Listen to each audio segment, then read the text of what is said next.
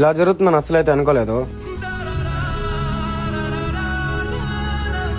Hello guys, నేను మీ RC Manoj. So ఈ రోజు అయితే నేను మా ఫ్రెండ్స్ మామూలు అయితే వెళ్ళిపోతున్నాము.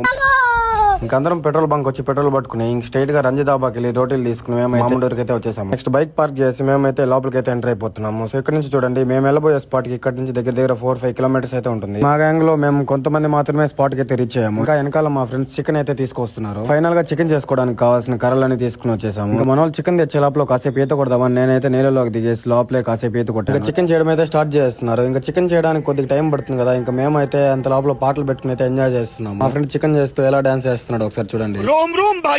హాఫ్ అన్ అవర్ వెయిట్ చేయగానే చికెన్ అయితే రెడీ అయిపోయింది. ఇంకా చికెన్ అండ్ రోటీ వేసుకుని నేను మా ఫ్రెండ్స్ ఈ వ్యూని ఎంజాయ్ చేస్తూ తినేసాము. ఇంకా నేను అలా వీడియోస్ తీసుకుందామని నీళ్ళలోకి వెళ్ళి రిటర్న్ వచ్చి చూస్తే ఇంకా మాతో పాటు నీళ్ళలో ఈత కొడుతున్న బ్రోక్ అయితే గాజు పీస్ అయితే కోసుకునేసింది. నేను ఈత కొడుతుండగా చాలా మందిని చూసాను, బీర్ బాటిల్ అయితే అక్కడే తాగేసి అక్కడే పగలు కొట్టేస్తున్నారు. సో మీరు చేసిన పనికి పాపం ఈ బ్రోక్ అయితే ఇలా అయింది. సో ఇలా చేసే వాళ్ళు ఇంకనైనా ఇలా చేయడం అయితే మానుకోండి. నెక్స్ట్ మామండూరు నుంచి తిరుపతికి వచ్చేసి ఒక లస్సీ తాగేసి నేనైతే ఇంటికి వెళ్ళిపోతున్నాను. ఇంకా నెక్స్ట్ వీడియోలో కలుసుకుందాం. Bye guys.